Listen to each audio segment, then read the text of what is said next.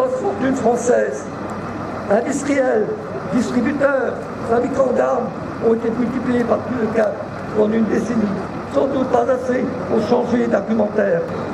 Nous disons aussi non à l'Union européenne qui a inspiré ce projet de loi. Merci. Donner aux employeurs pour retirer aux travailleurs. Accords d'entreprise primeront sur les accords de branche et loi. FO dit non. Travailler plus mal pour gagner moins. Jusqu'à 46 heures, voire 60 heures sans augmentation de salaire. FO dit non.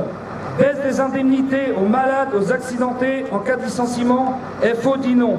Baisse des indemnités en cas de licenciement abusif. FO dit non.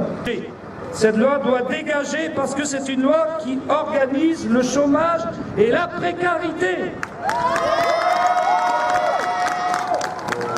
Si le gouvernement persiste à maintenir sa loi, remaniée ou pas, version 2 ou version 3, on n'en veut pas. Alors se pose la question de la grève générale jusqu'au retrait.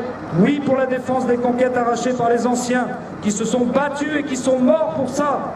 Oui pour l'avenir des jeunes générations, vive l'unité de la jeunesse, des travailleurs et des organisations.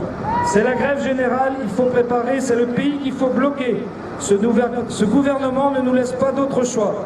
Merci à tous pour votre mobilisation et je vous appelle à la prochaine manifestation. Qu'une seule réponse à notre lutte, la répression policière. Toutes les images qu'on a vues à télé, les lycéens qui ont été frappés plusieurs fois à Paris et dans d'autres villes de France, c'est scandaleux.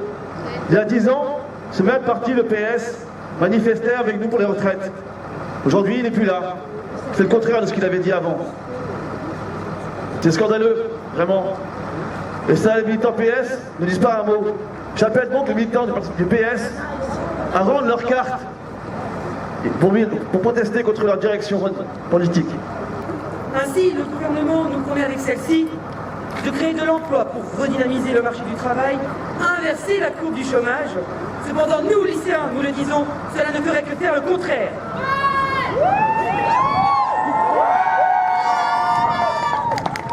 De plus, cette flexi-sécurité à la française n'incarne en aucun cas la sécurité des salariés et celle des futurs travailleurs. Un gouvernement qui se proclame de gauche ose ainsi mettre en place cette loi que même la droite n'aurait jamais osé mettre en place. Pour terminer, en réponse aux personnes qui affirment que nous nous faisons manipuler, nous leur répondons non. Notre avenir est mis en cause et nous ne lâcherons jamais ce combat. Comme disait Jean Jaurès, le courage c'est d'être tous ensemble, quel que soit notre métier.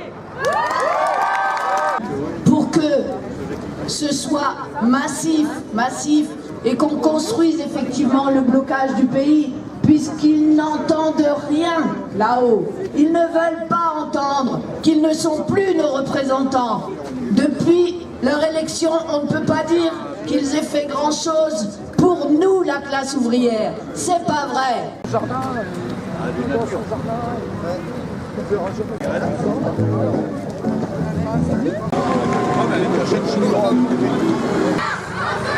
Les